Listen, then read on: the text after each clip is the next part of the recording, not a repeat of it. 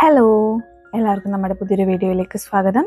അപ്പോൾ ഇന്നത്തെ വീഡിയോ എന്താണെന്ന് ഇന്നലെ ഞാൻ പറഞ്ഞിരുന്നു. നമ്മൾ ബാക്ക് ടു കൊച്ചി. നമ്മൾ കൊച്ചിക്ക് പോവാണ്. നമ്മുടെ വെക്കേഷൻ എല്ലാം കഴിഞ്ഞു. നമ്മുടെ വെക്കേഷൻ മത്ലബ് ശംഭുവിന് ഇനിയും കുറച്ച് ദിവസം കൂടെ വെക്കേഷൻ ഉണ്ട്. അതായത് ജൂൺ 22 വരെ അവന് ലീവാണ്. അപ്പം നമുക്ക് പ്രജിയുടെ ലീവ് കഴിഞ്ഞതുകൊണ്ട് നമുക്ക് സമാധാനത്തിൽ അവിടെ പോയി കുറച്ച് ദിവസം ബാക്കി നമുക്ക് വീടൊക്കെ ഒന്ന് സെറ്റാക്കാനും പുസ്തകങ്ങളൊക്കെ ഒന്ന് പൊടി തട്ടിയെടുക്കാനും ഒക്കെ പറ്റുമല്ലോ. അപ്പോൾ ഇതാ നമ്മൾ വീട്ടിൽ നിന്ന് ഇറങ്ങുകയാണ് കേട്ടോ. അമ്മയും നമ്മുടെ കൂടെയുണ്ട്. നമ്മൾ നേരെ പോകുന്നത് ഇപ്പോൾ ചിറ്റയിലെടുത്തോട്ടാ. കാരണം നമ്മൾ ഇന്നലെ എല്ലായിടത്തും കവർ ചെയ്തിട്ടൊക്കെ വന്നെങ്കിലും ചിറ്റയിലെടുത്ത് പോകാൻ പറ്റിയില്ല. ചിറ്റ നല്ല പനി പിടിച്ച് നല്ലൊരവസ്ഥയിലിരിക്കുകയാണ്. അതുകൊണ്ട് ചിറ്റയ്ക്ക് ഇങ്ങോട്ട് വരാനും പറ്റിയില്ല. നമ്മൾ വന്ന ആദ്യത്തെ ദിവസം ചിറ്റ വീട്ടിലോട്ട് വന്നായിരുന്നല്ലോ. അങ്ങനെ അപ്പോൾ അവിടെ ചെന്നപ്പോൾ അപ്പു ഇല്ല. അപ്പു എറണാകുളത്ത് പോയിരിക്കുകയാണ്. ചിറ്റയും ചിറ്റപ്പനും ഉണ്ട്. രണ്ടുപേർക്കും പനിയായിട്ടിരിക്കുവാണ്. അപ്പോൾ അവിടെ ചെന്നപ്പോഴത്തേക്ക് നമ്മൾ കുറച്ച് കഴിക്കാനുള്ള സാധനങ്ങളും കാര്യങ്ങളും എല്ലാം മേടിച്ചിട്ട് പോയി. അപ്പോൾ ആ മുട്ടായി ഇനിയും മേടിച്ച് തരുമോ എന്നാണ് ശംഭു വന്ന് ചോദിക്കുന്നത്. അമ്മ വേഗം ചായ എടുക്കാൻ വേണ്ടി കയറി. നമ്മൾ കുറച്ച് സാധനങ്ങളൊക്കെ മേടിച്ചുകൊണ്ട് പോയി. ചിറ്റ ചക്ക ചിപ്സൊക്കെ വറുത്ത് വെച്ചിട്ടുണ്ടായിരുന്നു. എല്ലാം കൂട്ടിയിട്ട് നമ്മൾ ചായ എല്ലാം കുടിച്ചിട്ട് നേരെ പോന്നു. രാവിലെയാണ് കേട്ടോ ഇത് ഇറങ്ങുന്നത് നമ്മൾ. അതിനുശേഷം മാന്നാറെത്തി. മാന്നാറെത്തുമ്പോഴത്തേക്ക് പതിവ് പോലെ നമ്മൾ ഓട്ടുപാത്രങ്ങൾ കിട്ടുന്ന ഓടിൻ്റെ സാധനങ്ങൾ കിട്ടുന്ന കടയിലോട്ട് ഇറങ്ങി. അപ്പോൾ നമ്മൾ പറശ്ശിനിയിൽ നിന്ന് ഒരു കുഞ്ഞു വിളക്ക് ശമ്പൂട്ടർ മേടിച്ചിട്ടുണ്ടായിരുന്നു. അപ്പോൾ അതിന് കണക്കായിട്ടൊരു കുഞ്ഞു കിണ്ടി മേടിക്കാൻ വേണ്ടിയിട്ട് ഇറങ്ങിയതാണേ. അപ്പോൾ നമ്മൾ ഇവിടെ വന്നാൽ എപ്പോഴായാലും വേറെ സാധനങ്ങളൊക്കെ നോക്കും. അത്യാവശ്യം ഈ ഓടെന്ന് പറയുന്നത് എന്താണെന്നറിയോ, നമ്മുടെ ഗോൾഡ് പോലെ തന്നെ നമുക്ക് ഇൻവെസ്റ്റ് ചെയ്യാൻ പറ്റുന്ന ഒരു കാര്യമാണ്. ഇൻവെസ്റ്റ്മെൻറ്റ് എന്ന് പറഞ്ഞാൽ വമ്പൻ അങ്ങനത്തെ കാര്യങ്ങളൊന്നും അല്ല ഞാൻ പറയുന്നത്. നമുക്ക് ഈ ഇപ്പം 1000 രൂപയ്ക്ക് നമ്മളൊരു ഓട്ടുപാത്രം മേടിക്കുന്നതും അതേപോലെ 1000 രൂപയ്ക്ക് ഒരു നോൺ സ്റ്റിക്കിൻ്റെയോ സെറാമിക്കിൻ്റെയോ പാത്രങ്ങൾ മേടിക്കുന്നത് തമ്മിലുള്ള വ്യത്യാസം എന്താണെന്ന് വെച്ചിട്ടുണ്ടെങ്കിൽ, ഈ ഓട്ടുപാത്രങ്ങൾ മേടിച്ചാൽ നമുക്കത് തിരിച്ചു കൊടുത്താൽ അതിൻ്റെ ഏകദേശം 1000 രൂപയാണ് ഇപ്പം കിലോയ്ക്ക് ഓടിനുണ്ടെങ്കിൽ ഒരു 800, 850, 900 രൂപ വരെയും നമുക്ക് തിരിച്ച് കിട്ടും.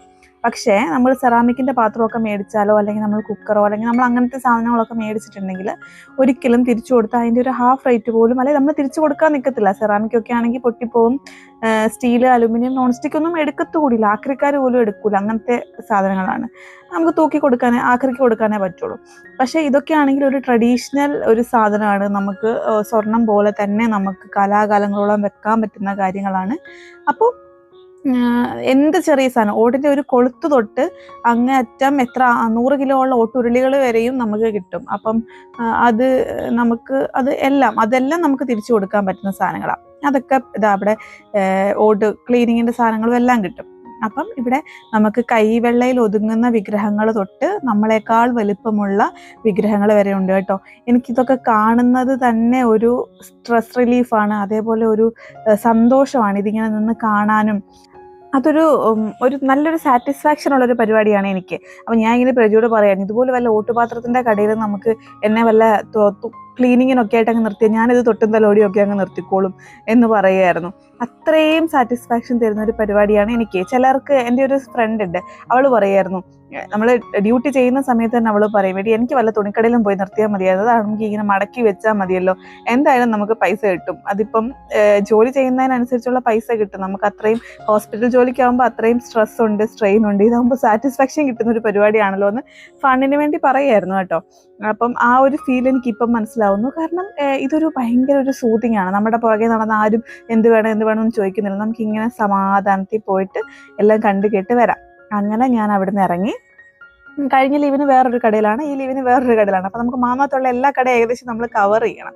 അപ്പോൾ അങ്ങനെ ഞങ്ങൾ ഇതൊക്കെ ഇങ്ങനെ സംസാരിച്ച് നമുക്ക് വേണ്ടി സാധനങ്ങളൊക്കെ മേടിച്ച് നേരെ ഇങ്ങോട്ട് കൊച്ചിയിലേക്ക് വരികയാണ്. അതിനുശേഷം ഇത് ആലപ്പുഴ സൈഡിലുള്ള ആ പാടങ്ങളൊക്കെയാണ് കേട്ടോ. അതിനപ്പുറത്തെല്ലാം വീടുകളാണ്, അതിൻ്റെ അപ്പുറത്തോട്ട് പാടങ്ങളാണ്. അങ്ങനെയാണ് കൈനഗിരി ആ സൈഡൊക്കെയാണ്. അപ്പം അതിനുശേഷം ഞങ്ങൾ നേരെ പോയത് ഫുഡ് കഴിക്കണം. കാരണം നമ്മൾ രാവിലെ വീട്ടിൽ നിന്ന് ബ്രേക്ക്ഫാസ്റ്റ് കഴിച്ചിട്ട് ഇറങ്ങി. ചിറ്റയുടെ വീട്ടിൽ നിന്ന് പിന്നെ കുറച്ച് നേരം അവിടെ നിന്നിട്ട് അവിടുന്ന് ചായയൊക്കെ കുടിച്ചു വീണ്ടും. അതുകൊണ്ട് വിശപ്പില്ല, പക്ഷെ ഒരു ഭക്ഷണം കഴിക്കണം എന്നൊരു ആഗ്രഹം ഉണ്ടല്ലോ.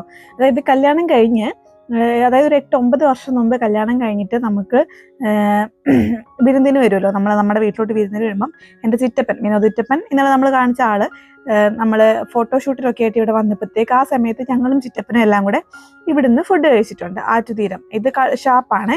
അപ്പോൾ അവിടുന്ന് നമുക്ക് ഈ ഒരു റൂമിലാണ് അന്നിരുന്നത്. അപ്പം നമ്മളിന്ന് അടുത്ത റൂമിൽ, അപ്പം അവിടെ അടുത്ത ഒരു റൂമിൽ നമ്മൾ കഴിക്കാൻ വേണ്ടി കയറി.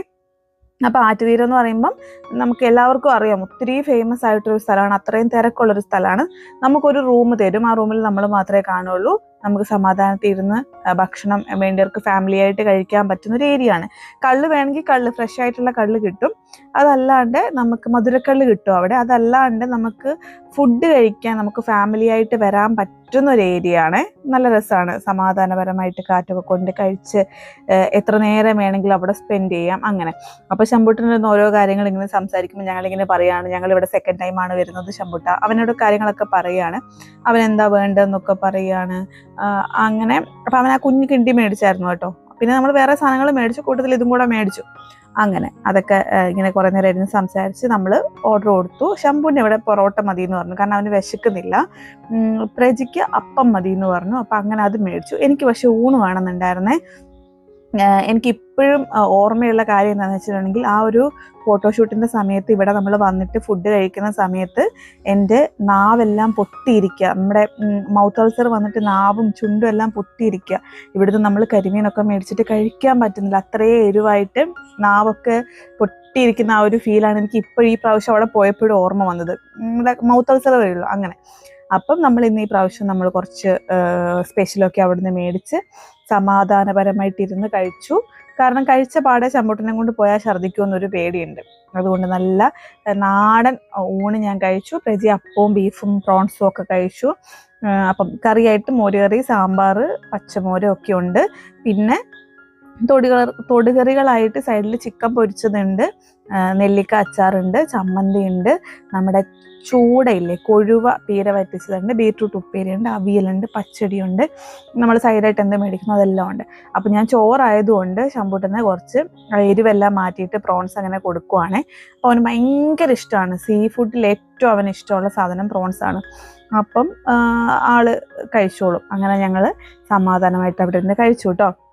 കാരണം ഇനി കൊച്ചിക്കാണ് പോകുന്നത്, അത്യാവശ്യം മഴ വരാനുള്ള ഇതുണ്ട്. അപ്പം നമ്മളിനി വീട്ടിൽ പോയിട്ട് കഴിഞ്ഞ ലീവിന് നമ്മൾ തിരിച്ചു പോരുമ്പം അവന് പിസ്സ വേണം എന്നൊരു ഇത് പറഞ്ഞിട്ട് നമ്മൾ അത് കഴിച്ചിട്ടാണ് പോയത്. അപ്പോൾ ഈ പ്രാവശ്യം അവൻ പറയുകയാണ്, നമ്മൾ ഈ പ്രാവശ്യം പോകുമ്പോൾ പിസ്സ കഴിക്കുന്നില്ലേ, ചോറ് കഴിച്ചാൽ പിസ്സ കഴിക്കാൻ പറ്റില്ലല്ലോ എന്നൊക്കെ ഇങ്ങനെ പറയുമായിരുന്നേ.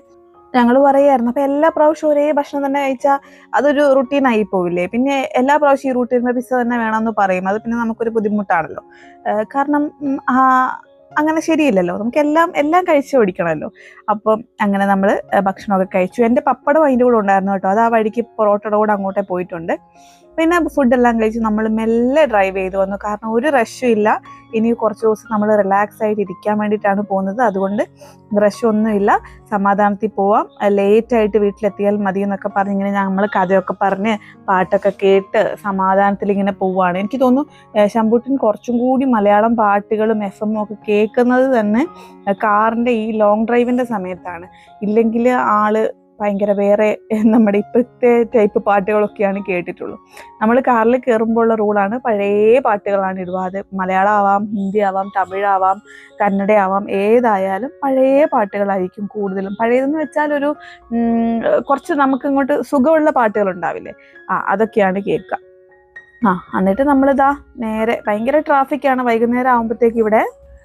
എനിക്ക് എന്തോ ഈ കൊച്ചിയിലോട്ടുള്ള പറിച്ചുനടൽ ഇതുവരെ അങ്ങോട്ട് മനസ്സുകൊണ്ട് അങ്ങോട്ട് എൻജോയ് ചെയ്യാൻ പറ്റിയിട്ടില്ല. എനിക്കെന്തോ കൊച്ചിയിൽ വന്ന് നിൽക്കുന്ന അത്ര ഒരു എന്നെപ്പോലെ ഒരാൾക്ക് അതൊരു എനിക്കിഷ്ടപ്പെടുന്നില്ല. ഒന്നെങ്കിൽ ക്വാർട്ടർ ലൈഫ് എനിക്ക് ഓക്കെയാണ്, അല്ലെങ്കിൽ വേറെ ഏതെങ്കിലും സ്ഥലത്ത് കുറച്ചൊരു റഷ് ഒന്നും ഇല്ലാത്ത സ്ഥലത്ത് ജീവിക്കാനാണ് എനിക്കിഷ്ടം. അപ്പോൾ ഈ കൊച്ചി പോലുള്ളൊരു ഏരിയയിൽ ഞാൻ എനിക്കങ്ങോട്ട് മനസ്സുറച്ച് നിൽക്കാൻ പറ്റാത്ത പോലെ, ഒരു സുഖമായി വേറുറപ്പിക്കാൻ പറ്റാത്ത പോലെ എനിക്ക് തോന്നുന്നുണ്ട് കേട്ടോ.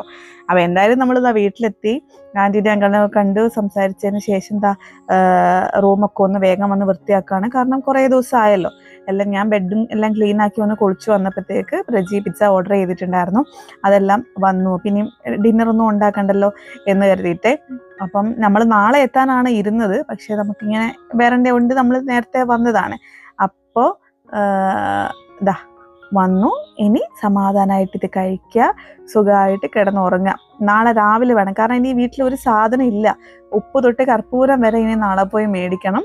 അപ്പോൾ ഇന്ന് സമാധാനപരമായിട്ട് ഇത് കഴിച്ചിട്ട് കിടന്നുറങ്ങാം. ഈ വീഡിയോയിൽ ഞാൻ എത്ര സമാധാനപരം എന്ന് പറഞ്ഞു എന്ന് ഓർമ്മയുണ്ടോ? ഇല്ലല്ലേ? എന്തായാലും ഒന്ന് നോക്കിക്കോ. കാരണം സമാധാനമാണ് എനിക്ക് ഏറ്റവും വലുതായിട്ട് വേണ്ടിയത്. ഈ ഒരു ലീവിൻ്റെ സമയത്ത് ആ സമാധാനം കിട്ടൂല, റഷ് മാത്രമേ ഉണ്ടാവുള്ളൂ. അപ്പോൾ ഇനി സമാധാനമായിട്ടിരിക്കുക.